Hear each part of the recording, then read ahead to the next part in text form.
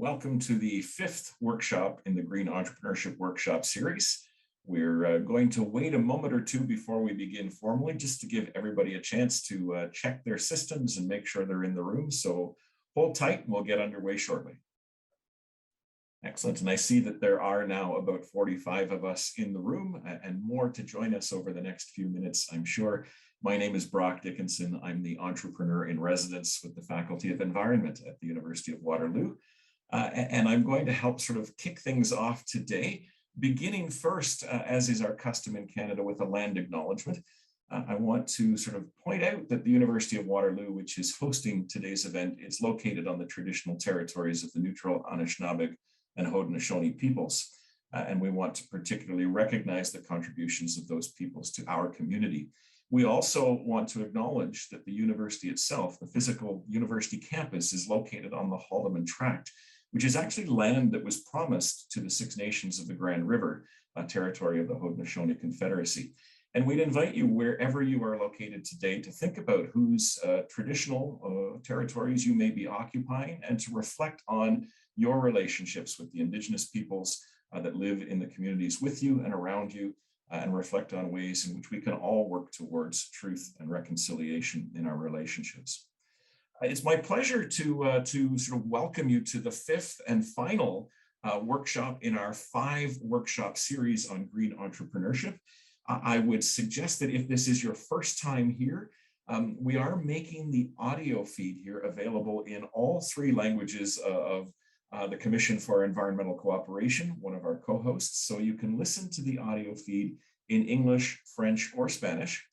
To choose your preferred language, go to the bottom of your screen and you'll see a little icon shaped like a globe marked interpretation. Select the language that you'd like to use and you'll be able to hear all of the presentations in that language over the course of the next 90 minutes. We'd invite you to use the chat, introduce yourself, tell us where you're coming from today, share thoughts and ideas and resources as various topics are discussed. And later, as we move into a question and answer period for the session, there is a separate Q&A function. We'd invite you to submit your questions there, again, in French, English, or Spanish, so that we can pose those to our various presenters at the appropriate time. I do want to point out that this event is a partnership that the University of Waterloo has been working closely with the Commission for Environmental Cooperation. This is the second time that we have done this series, and we've been thrilled with what a great opportunity it is to work with the CEC. This event is also helped along and hosted in partnership with the Eco-Innovation Network, which is an alliance of 8 universities, 9 institutions around North America who are working together to promote university opportunities related to green innovation. And you can see the other members of the network there on the screen.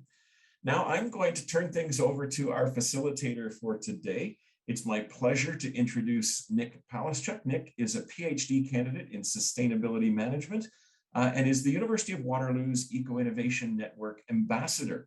He holds a number of green research posts and positions with universities in both Canada and the United States. And he's been working in our entrepreneurship and environment office over the past year or so to assist students who are pursuing green entrepreneurial visions. Nick, let me turn things over to you. Thanks, Brock. And I want to echo Brock's sentiments. Welcome, everyone, to the 5th and final installment in our five workshop series exploring sort of green entrepreneurship. We've had more than 1,400 participants today from over 76 different countries, so super exciting to see such a diverse audience. I just want to go over some of the nuts and bolts of today's sort of workshop. I'll be introducing today's speakers and presenters, and this is going to be followed up by presentations from our 3 panelists. Much like Brock said earlier, there is a Q&A function located at the bottom of your screen, so as questions pop up into your head, please feel free to enter your questions into the Q&A function. I'll do my best to select as many or get to as many of the questions as possible, and we're hopefully going to conclude in about 90 minutes time. Sort of the description for today's panel format. We've invited noted youth environmental leader Neri Alicia to share some insights into her own journey as a young change maker in North America. And then we'll have three groups who will each talk for about 12 minutes on the idea of succeeding as a student with a green startup. I'll be able to introduce them each before they speak to give you a bit of a background on who they are and where they're coming from. And again, as the questions pop up, please don't hesitate to put those into the Q&A section. With that being said, I'm honored and privileged to introduce Niria Alicia. Niria is a Chicana indigenous community organizer, educator, story keeper, and human rights advocate devoted to protecting the sacredness of Mother Earth and the dignity of historically oppressed peoples. Niria Alicia believes that true justice and healing will only begin when we rematriate and indigenize land, normalize indigenous values, and honor the sacredness of women, two-spirit peoples, and Mother Earth. In 2019, her climate justice work earned her the National Emerging Leader Award from Green Latinos. And in 2020, the United Nations gave her the highest honor given to young people under 30 for her work with Run for Salmon, by naming her the Young Champion of the Earth for North America. With that being said, Niria, the floor is yours. Hello, Gualitonali. Good day to you all. Wherever it is that you are, I'm so honored to be here with you all. And more than anything, I'm honored to have gotten invited to talk about the work that we've been doing, the work that our community has been doing in the name of Mother Earth, in the name of future generations, and in the name of cultural and ecological survival. So I wanted to share a story with you all today because this really gets, and I told Brock when they called me asking if I wanted to share something about entrepreneurship. I told Brock, I was like, well, the Run for Salmon is not a business, so we can't tell you how to do green businesses, but we can tell you how to make stuff happen without money, because that is what this prayer and this work has taught us, is that our Mother Earth in this time is really needing us to dig deeper and listen more deeply about what is needed, and that doesn't always exist or involve money or the things that we think we need to create solutions or to find answers to the problems. I think sometimes we overcomplicate and overthink what is needed, when really, Mother Earth has so much wisdom that if we just listened and humbled ourselves a little bit, maybe something good could speak to us. And that's, I think, the story that I'm honored to share with you is the story of Run for Salmon, which is a 300-mile prayerful journey that some would say started in 2016, but it really started long before that. It started with the creation story of the Winnemem Wintu people. And like the Winnemem Wintu people, every single one of us on this call come from people who have deep roots and deep relationships with Mother Earth. Every single one of us here today have ancestors that had creation stories and still have creation stories that began long before the creation stories of the nations and the states and the countries that we now live within. So I want to share the creation story of Run for Salmon. Somebody give me a thumbs up if you can see my slide. Okay, awesome. So today, we partnered with the UN to work this out, and it went out today, so I get to share the slides freshly with you. But this is the story of the restoration of sacredness of migration, and how the Run for Salmon is a prayer. You can call it a campaign or a project that is uh, uniquely looking to reawaken that remembrance of the sacredness of our relationship with Mother Earth. So, for thousands of years, salmons and humans migrated freely across territories. Humans had a unique relationship with plants and animals and promised that they would take care of them, right? This is before we had countries. This is before we had computers. This is before any of that. Every single one of us here, this story is true for the Winnemem people and for every single one of us here. All of our ancestors had those unique relationships with plants and animals, and probably most likely also believed that we had a unique responsibility to take care of them. There was a tribe who believed that in the beginning of time, salmon gave them their voice. They promised to stand up for salmon, to preserve the sacredness of salmon migration that was good for the people and animals. This is the story of the Winnemem Wintu. In their creation story, when they decided to be human and they came out through the spring, the salmon looked at human and said, this human creature is going to need a lot of help. So the salmon gave humans the ability to speak, with the promise that, and the humans made the promise that they would use that gift to always speak up for salmon, right? And so maybe, like I said again, every single one of us has a story of who we are most closely connected to in the non-human world. And here in California, that is Salmon Nation. This is the relative that guides the vision and the work for what is needed in this territory, for what these lands and these waters need to be okay.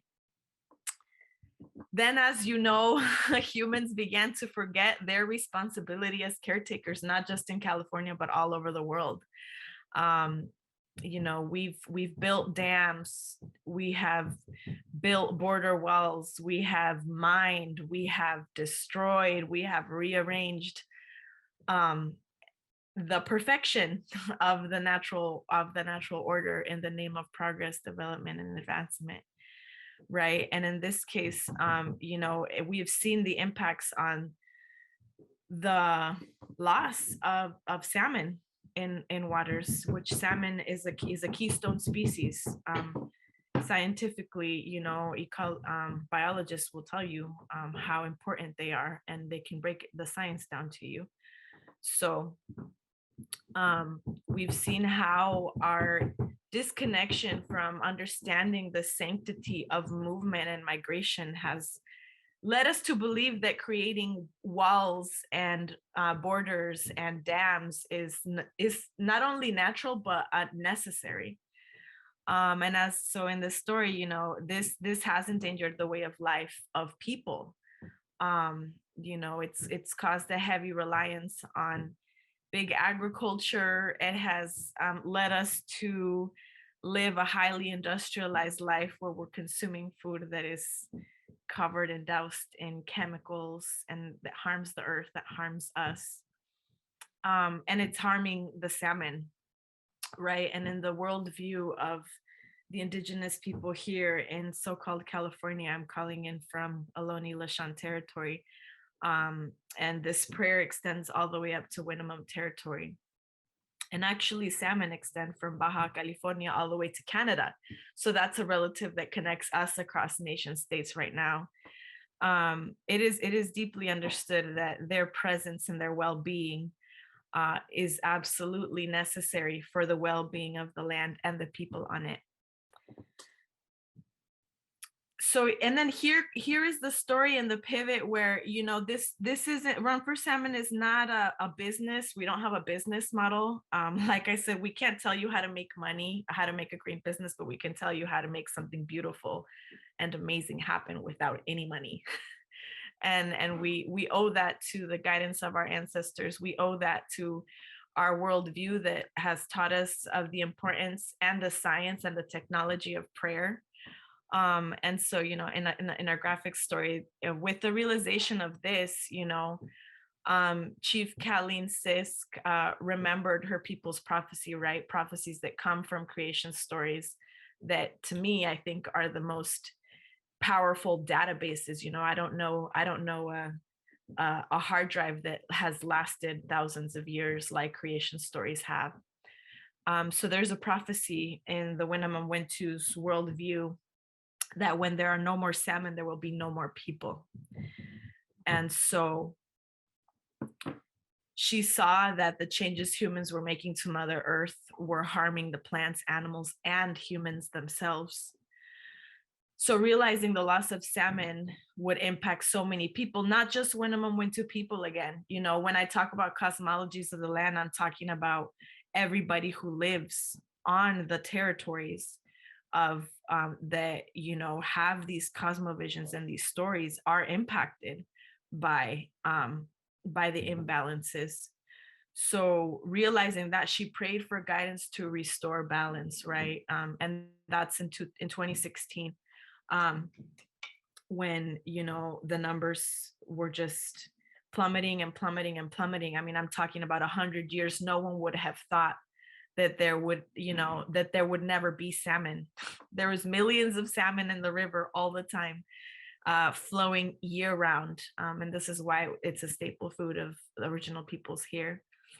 In 2016, when the already endangered numbers continued to plummet, Chief Kaleen went into prayer about what needed to be done in this time. And spirits and ancestors, and, you know, gave us an answer. They said, we need to follow the salmon. Very simple direction. We need to follow the salmon. And so we took that direction from the spirit world.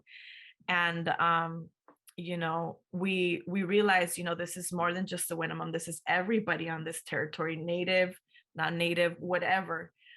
We need to stand. We need to come together beyond agendas, beyond titles and class and race and age.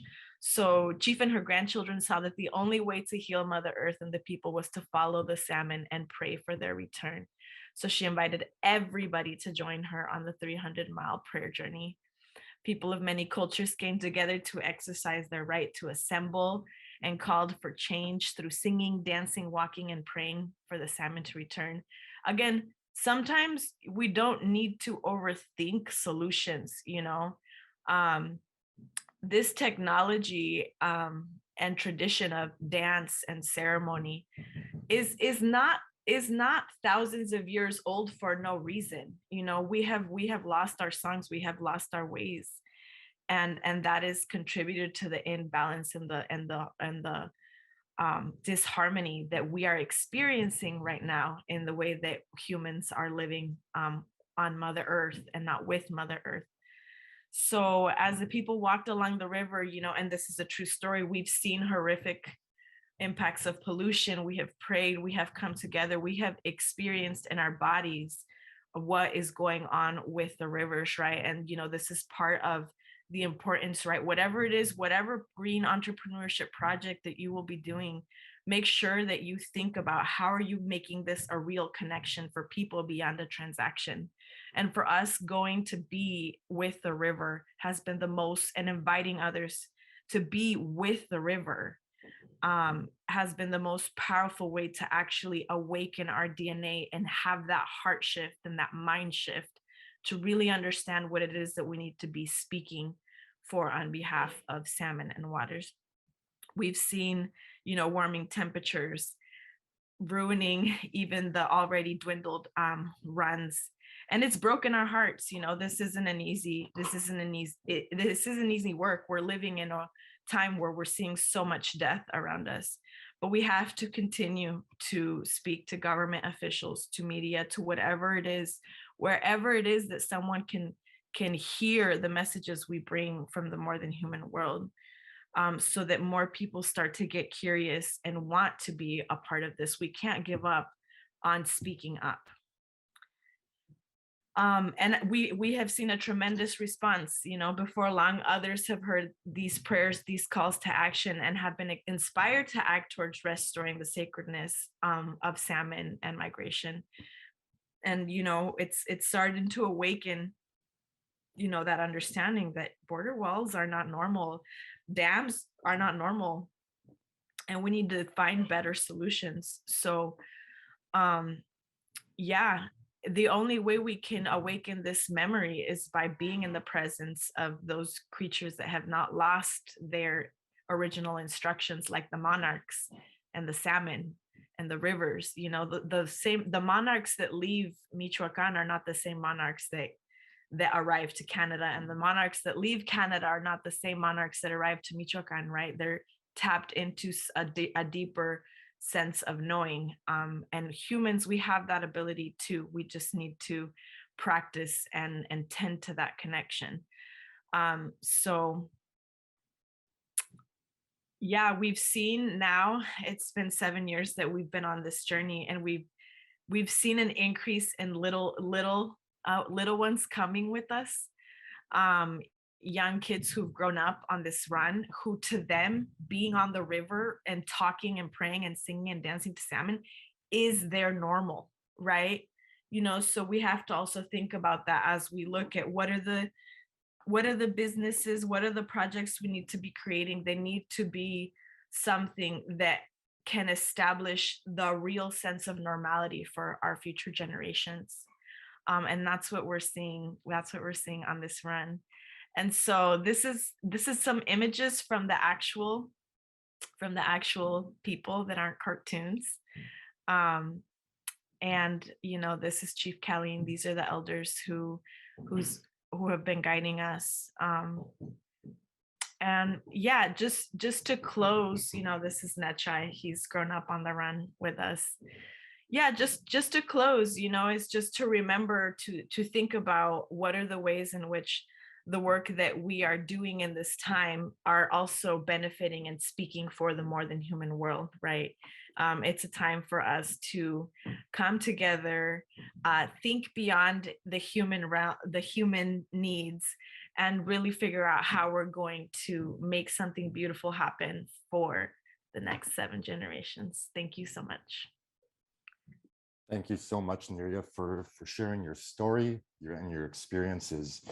Much like you had touched upon, it's so easy to lose sight of the interconnectivity between people and natural systems. And I hope, and I also know that for everyone here, we'll be able to take these valuable lessons and hopefully apply them and consciously apply them in our lives moving forward. Next, for today's speakers series, I'd like to introduce Alan Rodriguez. Alan is a civil engineer by the Faculty of Superior Studies, Aragon of the National Autonomous University of Mexico. He is the Housing Technical Associate Manager of Financiera Sustainable and the CEO and co-founder of Ingenia Concretos. He loves technology, which he perceives as a means to improve people's quality of life, as well as reduce levels of inequality in Mexico.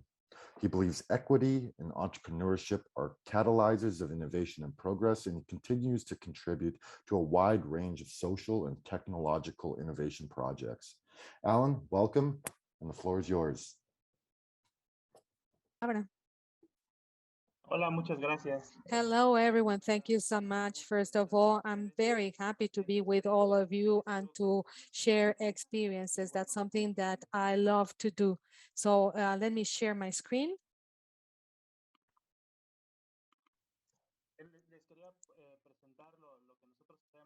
So I would like to talk about what we do. We are a company that devotes to creating opportunities to acquire housing. This started with an idea. We love concrete. We are always very enthusiastic, and we found in the concrete technology an activity we are passionate about, and an activity that will help trigger changes.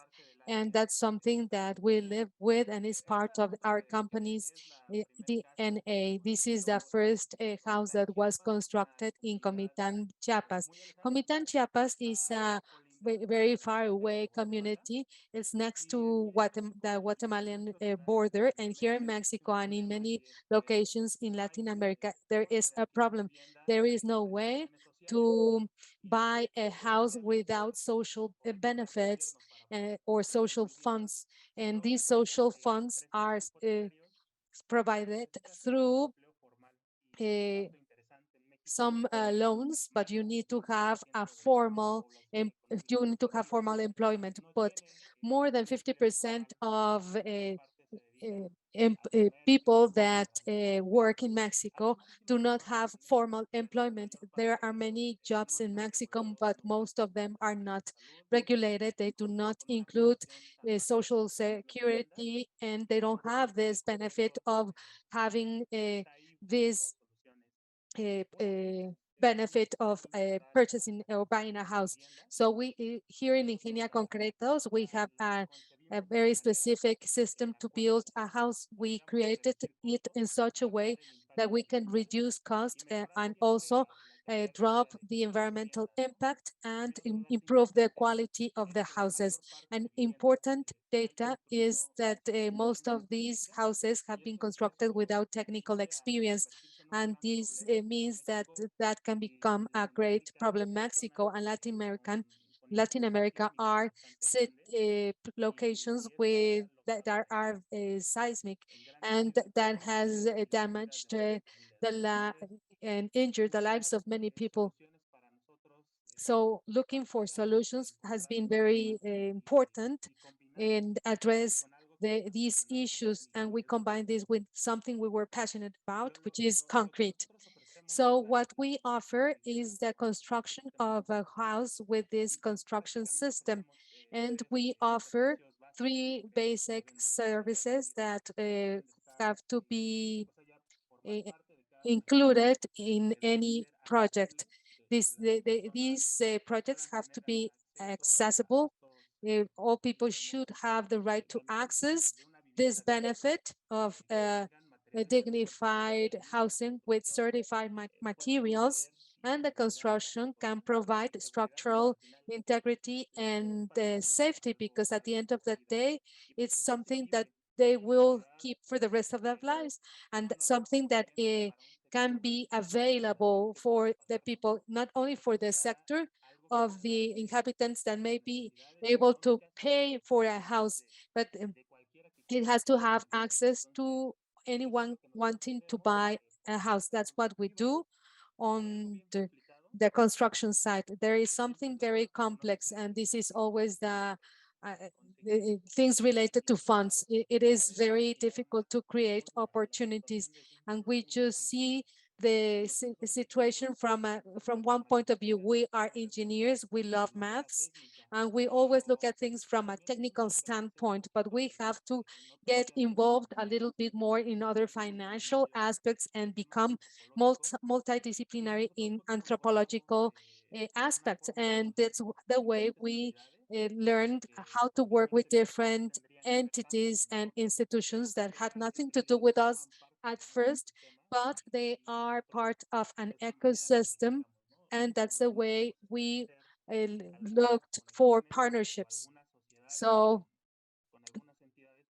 we created these partnerships to be able to offer access to loans focused on a sector that doesn't usually have access to housing. There are some government institutions that provide some grants to support purchasing or buying a house. And we also created other partnerships with cement companies that have helped us to make our products more efficient and to be able to share our experience with the rest of the people involved. So in summary, that's what we do. And what we wanted to mention is that all these started when we wanted to find a problem we were very excited about. There are many things that, of course, are very sad, and we're always very excited of facing problems and trying to get solutions. So that's what I would like to recommend to the university students or college students or high school students if they're looking for the path to follow in the future, or if they want to start working in a project, or if that is personal or professional. Try to find a problem you're very excited about. So you can take this passion and start looking for solutions. We want to help change the world. We know that you cannot change the world with one individual or with two or three persons, but a small change makes a difference. We always look for ideas that can help change the world.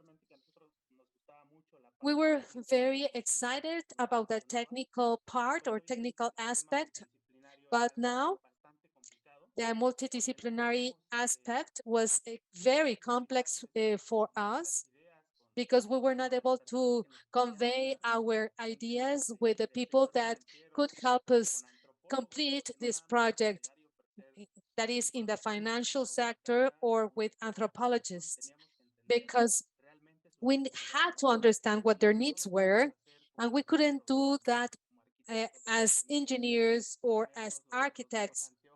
We had to put on the anthropologist glasses or filter to be able to understand all the social aspects and know how we could improve our approach. Don't be afraid to face the world.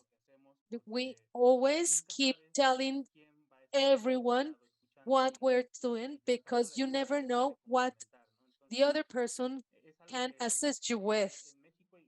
In Mexico and in the entrepreneurial ecosystem, we are afraid to tell about our own ideas, and we do not tell our stories because we are afraid of doing so. So what I want to tell you is, don't fear, express your ideas, express your projects. We are like Hamlet's flute. It's something like that. We love to express our ideas to the world. And something that is extremely important, and we have to be very consistent. Ingenia Pro Concretos did not start overnight. We've been in this project for 6 months. There were times when we were very mad or very disappointed, but we never know when we can say that we are actually achieving the goal we set, but you need to find a purpose, and that purpose will become your guide, and that will make you continue and continue working in your project, because there are things that you feel, and you need to identify when you have to stop, when you can continue, when it is impossible to follow this path and find another one, little by little. This is paso a pasito, little by little, take small steps at a time. We didn't start by running. We started by taking step by step, little by little, so you can move forward, and that will set the company in motion. That an entrepreneurship has to be dynamic. We have to keep it moving all the time. And another important thing is that you have to adapt to changes very rapidly. We have switched our direction more than 3 times in our business. There is a saying that says that every change comes from a past life, and that's how we take uh, every mistake, every error. We take it as a life that gave us this learning experience. We adapt ourselves and we move on. So it is very important to be patient all the time. We know by experience that if we have an objective, life always has its way to surprise you. And that is extremely important. We sometimes forget that. We sometimes focus on a certain task, and you focus on so many things at the same time, and we forget to be patient. We want to everything to happen overnight, and good things take longer. So we have to be patient. It is important for me to convey this, and I have learned this recently. We have to celebrate every victory. The entrepreneurship leads to great satisfaction, great success. And we have seen these companies that grow so fast, and we want to grow as fast as that. And we forget to celebrate small victories. And finally, it is important to document your ideas, to have and create a timeline and divide this timeline in small targets, in small objectives, so that way we will change an idea into a reality, so we know where we want to go. Adver- so always uncertainty and the adversity is part of life. Uh, there is a huge ecosystem for entrepreneurs, but I've been very happy to share this presentation with you. Thank you so much. And thank you, Alan. I think you touched on something really, really important that stood out, and it's the ability to marry passion and purpose. It's a lesson a lot of young entrepreneurs need to realize is a sort of bridge towards launching a successful venture, and considering the conversations around access to housing is a basic human right. It's incredible to hear the work that you're doing and how you're helping address these systemic issues. Our second panelist speaker today is Gabriel Saunders. Gabriel is a 25-year-old Canadian Turks and Caicos Islander and the co-founder of Decomp, a biotechnology startup that seeks to solve plastic waste pollution through utilizing plastic degrading microbes. This past September, Gabriel presented Decomp to North America's top environmental officials at the Commission for Environmental Cooperation's 28th Council session. Following this, in October, Gabriel was a panelist at the European Union's delegation to Mexico's Climate Action Conference. Gabriel, welcome. We're excited to have you. Take it away.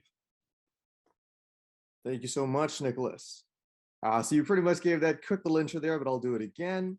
My name is Gabriel Saunders, and I'm a 25-year-old from the Turks and Caicos Islands in Canada, and I'm the co-founder of Decomp. So I got interested into environmentalism at a fairly young age, the age of 11 to be specific. So here in the Turks and Caicos Islands, I had the opportunity to attend an environmental conference where I met former American Vice President Al Gore. And that encounter really sparked up my internal interest for the environment. So the following year, I went to another environmental conference in the Turks and Caicos Islands, where I met Dr. David Suzuki. Because I was being seen as the young kid who was very into the environment, the Turks and Caicos Islands Department for Environment and Coastal Resources contacted me to ask if I wanted to star in their plastic waste reduction campaign in the form of a TV commercial. Now, when I later joined the Conrad School of Entrepreneurship and Business at the University of Waterloo, here is where I was introduced to social entrepreneurship. I was taught social entrepreneurship by two professors, Rupa Reddy and Nada Basir. And they taught me that you could actually make an impact on the world and improve the communities around you through business. Now, you can probably see Brock Dickinson right here, who was a judge for the first competition that Decomp ever participated in. So we applied for the University of Waterloo Holt Prize. And it actually surprised us, but we walked away with the first place prize. And what this really did is it gave us that internal motivation to want to turn DCOMP from a school project into a viable startup. So 6.3 billion metric tons of plastic has been created, and only 9% of that has been recycled. Plastic production is increasing, but our current solutions just can't manage it. So facilities called MRFs collect these plastics for further processing, but the current options are flawed. Not all plastics can be recycled, and only plastics with minimal contamination can be recycled. Incinerators can dispose of plastic waste, but they're restricted in their expansion due to the adverse health effects associated with them. And municipalities are implementing strict mandates on the amount of waste that MRFs must divert from landfills, tracked by diversion rates. So while all of this plastic could be landfilled, that would impede MRFs' abilities to meet those mandates. At DCOMP, we're tackling plastic waste pollution, starting with LDPE because it's often not recycled and is one of the most produced plastic resins. So several microbes have already been discovered with the ability to break down various plastics. We've identified the most promising ones and will genetically modify them in order to improve their degradation rates. And DCOMP facilitates a transition to more of a circular economy. So rather than seeing plastics go to those processes that we've already mentioned are flawed, DCOMP's solution can be utilized, and plastic precursors can be used to manufacture new plastics. And the biomass can be utilized as a high-quality soil conditioner. So 42% of annual global plastic waste that we generate goes to landfills and open dumps, where the conditions break them down into micro and nanoplastics that enter the environment and waterways via leachate. DCOMP has the potential to reduce 150 million tons of micro and nanoplastic pollution per year. And human-related GHG emissions are 50 billion tons of CO2 equivalents per year. 3.2% of global GHG emissions come from landfills and environmental waste. 18% of landfill waste is plastic, so DCOMP also has the potential to reduce 288 million tons of CO2 equivalents per year. When we were formulating our team or really creating our team, one thing that we focused on is ensuring that we had members who covered all of the disciplines that are relevant to DCOMP. So we have members who've specialized with various backgrounds in science, engineering, and business. We also wanted to ensure that our team was diverse outside of academia. So we represent a multitude of countries from a multitude of different regions as well. And what that has resulted in is us having a very strong understanding of business practices globally, as well as global cultures, which we believe will be a major asset for us when we begin scaling. It's also resulted in us having a wide network of contacts and supporters around the globe. Starting off as a student entrepreneur and continuing to work on DCOMP after my master's has been an amazing experience. It has resulted in me pitching to North America's top environmental officials at the CEC's 20th Council session, as well as being a panelist at the European Union's delegation to Mexico's Climate Action Conference. But I thought I would share a couple of tips for student entrepreneurs. One of them is get involved in pitch competitions, business plan competitions, startup competitions, whatever those competitions may be that are at your university. One of the reasons being is that it will get you very comfortable with pitching your startup.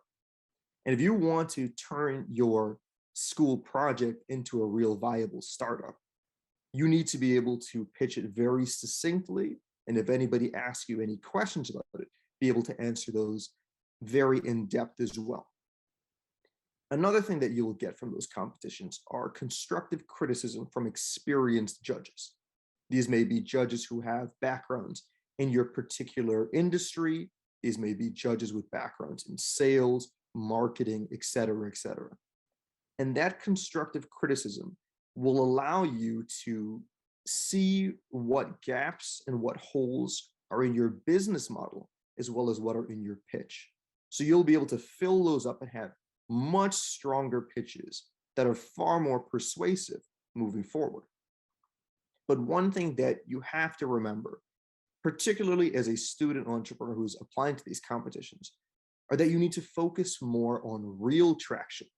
Your customer discovery interviews, your pilot projects, your sales.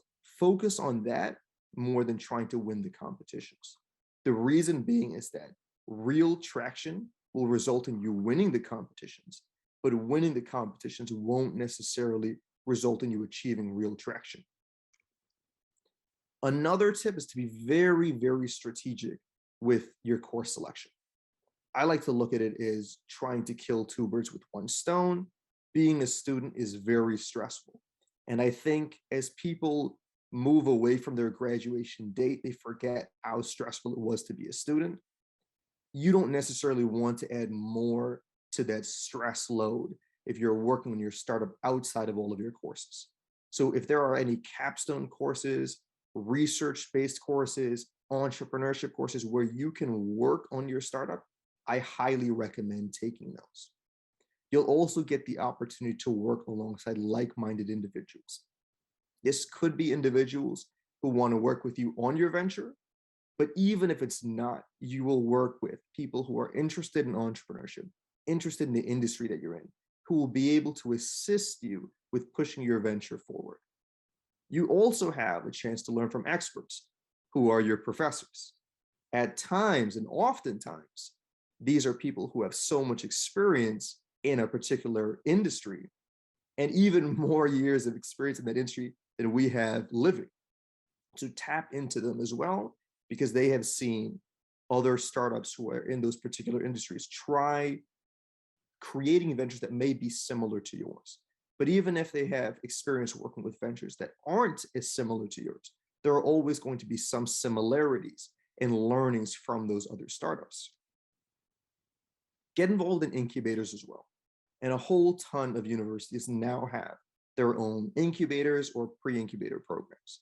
One of the great things about these is they provide funding opportunities, whether it be grants, pitch competitions where you can win cash prizes, or just introductions to angel investors. These provide you with those funding opportunities and get you familiar with pitching for money prior to you being a true viable startup that is now pitching towards VCs and other angel investors. Coaching and mentorship is another great thing that they can provide. These are experienced individuals who have worked on their own ventures, worked alongside other ventures, and they have a whole ton of experience that they can provide to you. Workshops and resources are another great thing that they provide. I always like to think that as a founder, you want to be as self-reliant as possible. Let's say on Decomp, for instance, it's always going to benefit me if I have a greater understanding of plastic resins, of genetic engineering, of the business side. You can even break down the business side into marketing, sales, finance, because it allows you to be able to speak to people who understand those topics at a greater level than you do. You can have the conversations with them now and speak to them in their language. So incubators provide you with the workshops and resources to really refine and polish those skill sets. I also think that it's very, very important to self-educate. I believe that you can learn more efficiently and more quickly through self-education. The reason being is that you can focus right on the topics that are most relevant to you at that point in time. So whether it's through documentaries, podcasts, or reading books. My personal favorite is reading books. And one of them that I've read recently, one of my favorite, I've recommended it to other people, is a book by a rapper called Ross, is Get Out of Your Way. And one of the things that he talks about is being delusional. Everything is unrealistic until it's not, And at times on your entrepreneurial journey, you will come across naysayers. Oftentimes, these naysayers are people who may have given up on their own dreams, thinking that they were unrealistic. But you will never be able to achieve what seems unrealistic unless you keep pushing forward. Everything is unrealistic until it's not. So ensure that you remember why you were passionate about trying to solve a problem and continue to try to solve it. Another piece of this book, is that the energy of the people you surround yourself with rubs off on you. Choose wisely. When forming a team, this is something that you really need to think about, because that energy does not just rub off on you, it rubs off on the rest of the team. I like to say that every action and every interaction within your startup begins to form your company culture. And the last thing that you want to do is create a concrete culture that is not about positivity and trying to achieve what seems unrealistic. And another piece of advice in this book that I really liked reading was to get so lost in your passion that the numbers on a clock aren't relevant. And one thing that Russ talks about in this book is focus on the what and not necessarily on the when. What he means by that is don't get too caught up in the deadlines. The entrepreneurial journey is not a linear one. It's very much a roller coaster. And if you get too caught up in when you're going to achieve something, you're going to feel demoralized. You're going to feel as though you're not accomplishing your goals if you miss a deadline. Focus on the what, focus on putting in 110% effort all of the time so that you can begin to see your progress towards those deadlines and towards those goals. Now, this is a quote that I gave in a previous panel. The question was, who are some of your mentors? What are the best mentors? And I responded and said, the best mentor is experience. Some people were wondering, Gabriel, what do you mean by that? Aren't mentors supposed to be a person? And I said, what I mean by that are that you may have the best mentors in the world, and you may listen to your mentors 95% of the time. But that other 5%, you're going to want to go along with your gut. And that may be the right decision. It may be the wrong decision. But either way, you're gaining that experience now to know what decisions to make next time. You're able to figure out what has worked, what hasn't worked, how to repeat certain decisions, how to repeat certain results, or how to prevent those from occurring. So the last piece of advice I would give is to just go out there and do it, because the best mentor is experience. And thank you so much.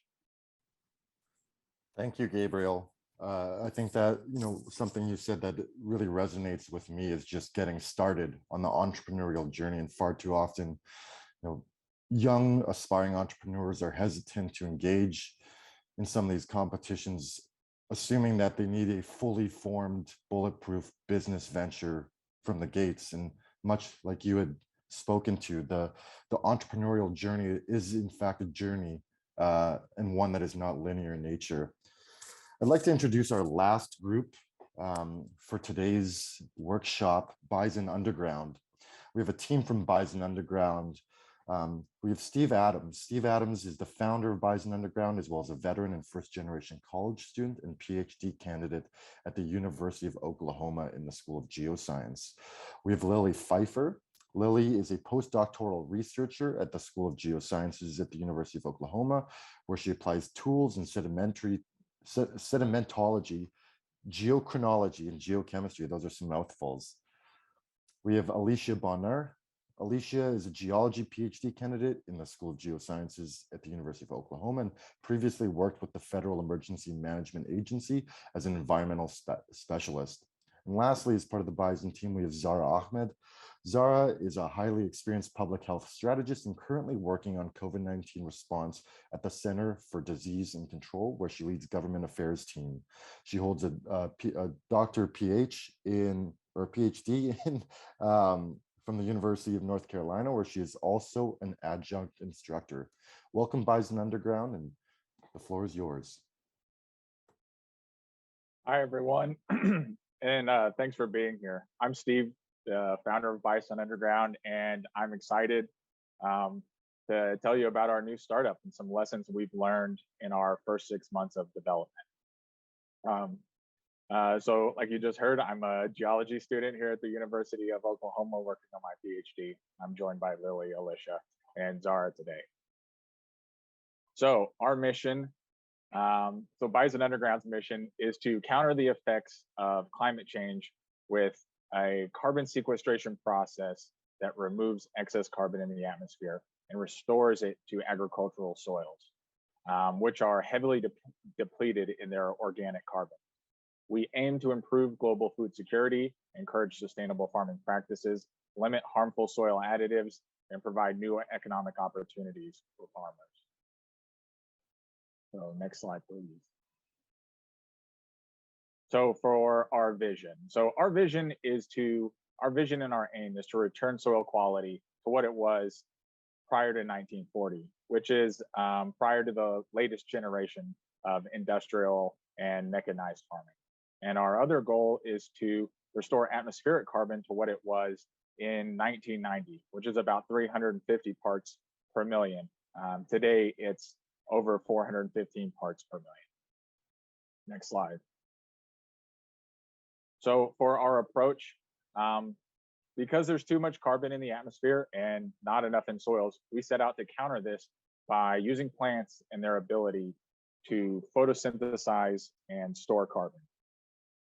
We take waste organic matter from crops or cover crops and convert it into a nutrient-rich mix that we incorporate into soils using our new no-till technology. So not tilling the soil is important because tilling can erode carbon out of the soil. We are engaging farmers at all scales to build a tool that works best for them and that they can include in their annual farming practices. Next slide. So there are several benefits for our approach. So our method has the ability to reach 1 gigaton of carbon sequestration annually on roughly 10% of global croplands if it was adopted. However, the technology can be used at any scale and on any size plot of deep soil, from backyards to industrial sized farms. Our method protects crops from climate stress by mitigating the effects of extreme weather events like floods and droughts. And our method restores soil, allowing farmers to grow a more diverse local selection of crops, increasing food security for everyone. Next slide. So on to our challenges. For us, our main challenge is really perfecting the engineering and science behind the technology, trying to make it as efficient as possible. Other challenges we face are establishing a robust business operation, diversifying and growing our early funding sources, protecting our intellectual property and competitive advantages, along with connecting with farmers, policymakers, investors, and technical experts. We also face challenges communicating our value and impact to potential customers and the general public. Next slide. So this is a brief overview of our timeline as a startup. So, and it covers our rapid transformation from an idea to a new developing business. In August of last year, we registered our business based on an idea that I had just been working on for a couple of years. And then I quickly pulled together a team, and a few weeks later, we submitted our first proposal to the X Prize Carbon Removal Student Competition. A month later, we were announced as one of the winners of a $250,000 prize from the X Prize. This winter, in order to move forward with the competition and apply for $1 million in funding, we had to rapidly build, test, and validate our first prototype, along with putting together a robust business plan, technical analysis, and impact projections. We've also competed in various pitch competitions and joined several incubators and accelerators. Moving forward, we are building new and larger prototypes, running experiments, and planning for larger production. Additionally, we're focused on building business platforms for farmers and our partners, helping ensure long-term sustainability. In 2024, we will use our new technology to compete for the $50 million prize for X Prize carbon removal while seeking additional funding elsewhere. Next slide. So on to the lessons learned that we're here to pass on to you that we've learned so far. So as a new business, we have had to rapidly adapt to several challenges. And along the way, we've learned a lot in our first 6 months. The biggest lessons for us so far are take big swings, engage your team's strengths, be scrappy, promote your success, use your networks, and focus on real world problems. And now I'll dive into each of these in a little more detail. Next slide. So swing big. Our first lesson learned is to take big swings. When an opportunity presents itself, don't count yourself out. When the X Prize for carbon removal was announced, we didn't exist as a company or a team. All I had was an idea and really intelligent friends. Meeting the deadline was daunting, but putting in the effort and swinging big paid off. So you can't win if you don't compete. So don't rule yourself out or think you'll just, settle for next time or there'll be other future opportunities. Take advantage of things when they present themselves and dive in. Next slide. For us, a big part of our early success was having a large team, but also focus on playing to everyone's strengths. Everyone on the team is a friend of mine, so it's a bit easier perhaps to know how to divide up tasks.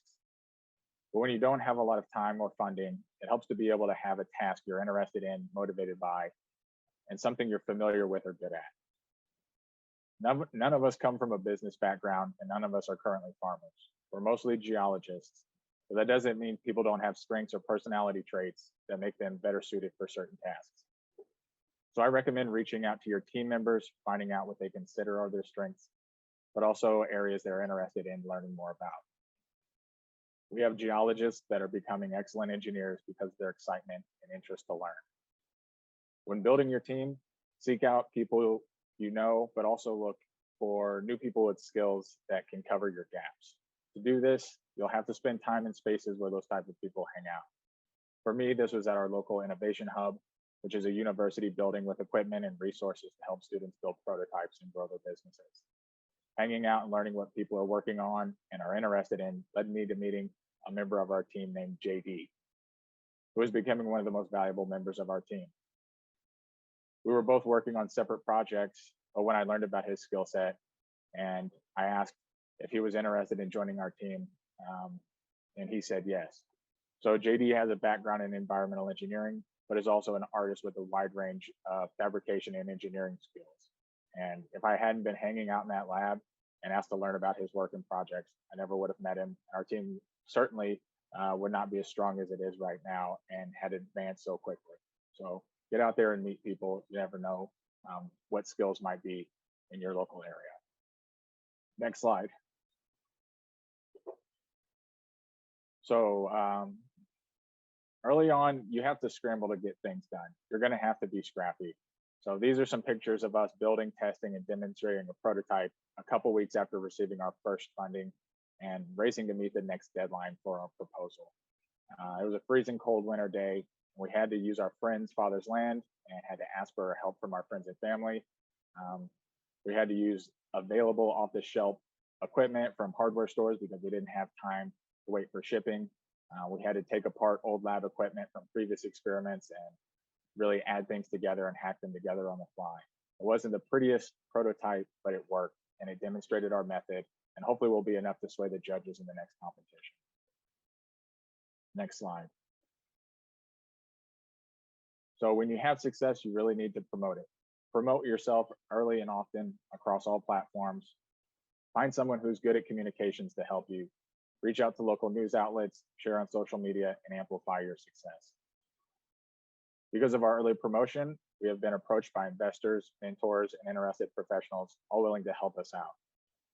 These resources have helped and expanded our network and has helped us to find valuable partners for our early development. Next slide. So you really need to use your networks that are available to you. So start looking around in your local community for networks and partners. Apply to everything you can. Incubators, accelerators, really everything. You can always decline to participate later if it gets to be too much. There are several institutions and organizations designed to help you learn how to evolve your idea into a functioning business. Even here in Oklahoma, we have already engaged with half a dozen different networks. These are open to you. So these open you up to new experts, mentors, resources, and potential partners that you would otherwise not have access to. Let's see. Focusing on real world problems. Yes, so our last lesson is to narrow your focus to real world problems. Climate change is a very broad issue that affects everyone, but think about how the issue of climate change manifests as a problem for individual people. For us, our focus is on farmers with poor soil and those experiencing crop loss from flood and drought, and developing a strategy for that mitigation. But there are many problems out there affecting people. And many of those problems are opportunities to develop a business around the solution. So seek out problems you're passionate about, and it could be really anything. But our advice is to pay attention to how those problems manifest and affect individual people or businesses. Next slide. All right, well, if you have any questions, please reach out and connect with us. We'd love to hear from you. And thanks again for your time. Thank you, Steve, and to the entire Bison team. It's undoubtedly exciting times to be with Bison, and congratulations on your X Prize win. That brings us to the Q&A portion of today's workshop, and I want to encourage everyone attending again. If you have any questions, please do use the Q&A function at the bottom of your screen, and we'll be sure that the questions are forwarded to our panelists. We've had a few questions come in already, and so I'd like to begin with a question from Kevin, and this is specifically to Gabriel. And Kevin asks, how far have you progressed in editing the genes of the desired model bacteria? Can you share which methods you're using? Perfect. Thank you for the question. Can everyone hear me? Loud and clear. Perfect. Thank you. So unfortunately, the pandemic did throw a major curveball our way in terms of getting into lab space, but we will be onboarding into a lab in the coming days. So what we're doing at first is we're doing microbial testing with microbes from researchers. These are microbes that they have already isolated. We plan on using CRISPR, but what we will have to do in genetically modifying our own microbes is going to source them ourselves and then isolating them. So the microbes that we'll be getting will be from researchers, but we will know where those microbes can normally be found. So for instance, there are a couple of areas in India, Kenya, Israel, Kansas, where we know where we can go identify certain microbes, but we will have to get samples and isolate them before genetically modifying them to essentially have our own patent on them. So in terms of answering your question quickly, not far in terms of progress, just because the pandemic prevented us from getting into lab space in Canada. Thank you, Gabriel. I hope that answers Kevin's question. Next, we have a question for Steve and maybe the entire Bison team. Specifically, the audience is hoping or interested to hear more about your prototype, and if you might be able to elaborate on that and sort of maybe next steps in terms of sort of the evolution of your product. Yeah, absolutely. So our prototype it's a piece of farm equipment that is no-till, which means it doesn't till up the soil, and we use waste organic matter from cover crops and crops that are typically left in the field. So a lot of crop waste called residue from agricultural practices. It's left at the surface. And part of this is to protect erosion, but a lot of times it just decomposes and goes right back to the atmosphere.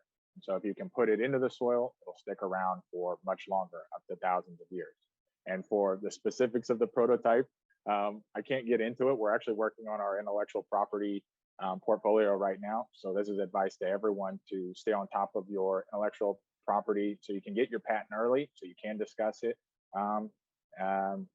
And I would say also, since a lot of your students and working at universities, to reach out to the different technology and communications offices that handle intellectual property for the university. So sometimes universities take a percentage of your intellectual property. And so you should really look out at the policies that exist wherever you're at. Thanks, Steve. Our next question is from Dawson. And Dawson's particularly interested in startups partnering with recently graduated students and maybe using that as a bridge to sort of expedite the growth of your venture, but also increasing the likelihood of success and sort of, leveraging maybe some availability in terms of time while you're still a student until you graduate. So maybe we might be able to begin with Alan and hear his thoughts. Alan, in your sort of experience, have you been able to partner with recently graduated students and using that as a way of sort of diversifying your team and the availability of people's contributions?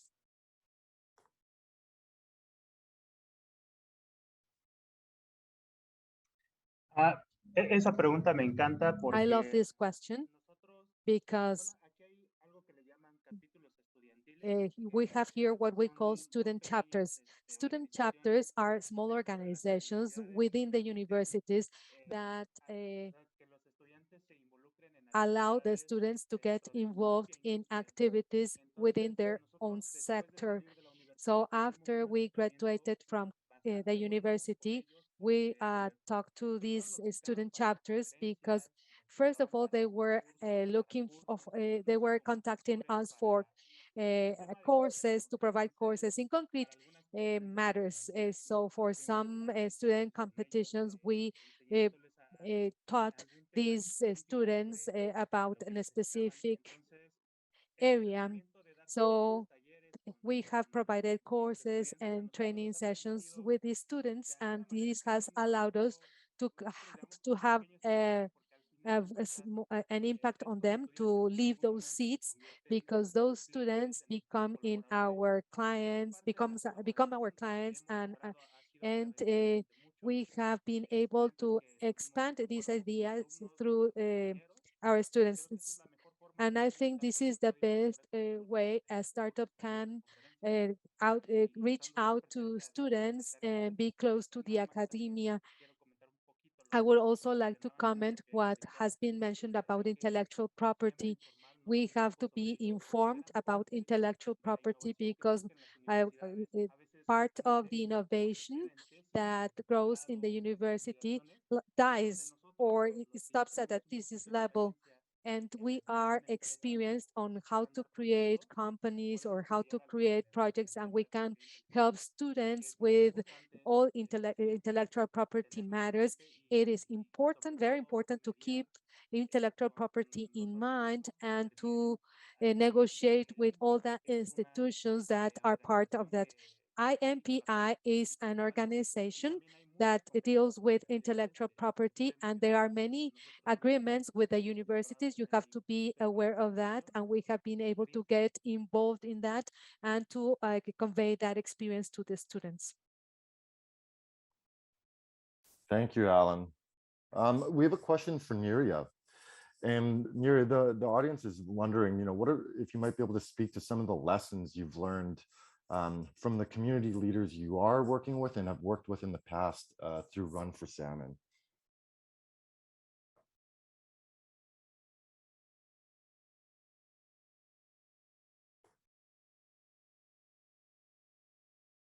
Is Neria still with us?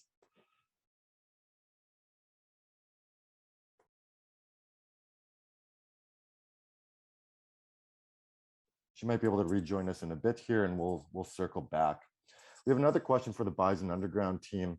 And specifically, what is the idea behind the name Bison Underground, and where does its origin story sort of come from?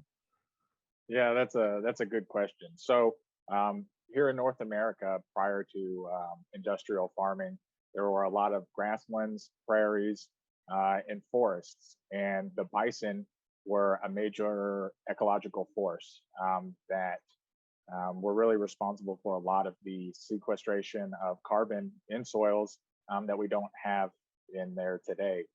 So the action of the bison and its ecological role in accumulating carbon in soils is really a inspirational and driving focus for us. And so it's been incorporated into our name as well, because we seek to restore carbon deep in soils so plants can be healthier and to restore ecosystems.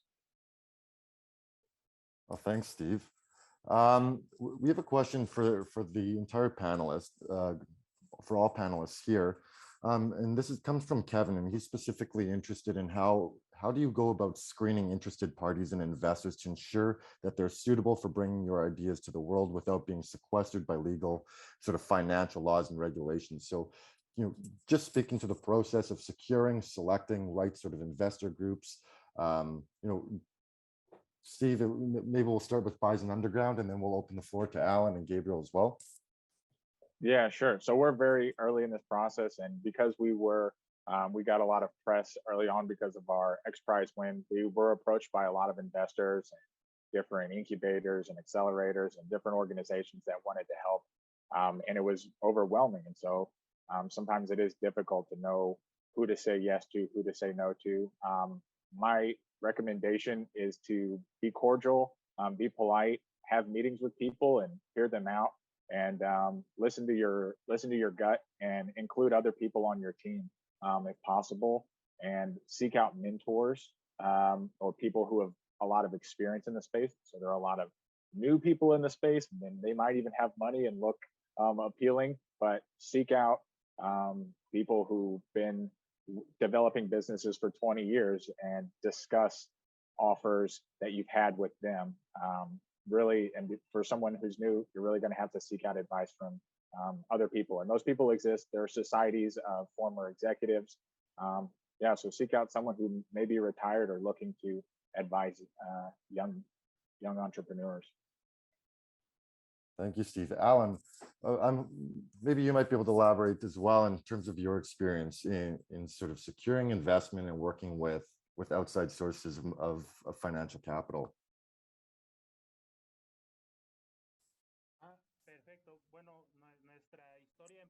Our story started very differently. We went to the Shark Tank show, you know, in Mexico, and that's where we got funded, or we got the investment. But before that, we had tried to get funding from different accelerators, and the accelerators are financial entities or well-established entities that are very much experienced on these matters. So what I always recommend is that once we want to contact someone that is interested, we need to tell the world what we're doing, but we also need to enter into confidentiality agreements so you can create or build trust, so we do not have legal issues because you mentioned something that you shouldn't have mentioned.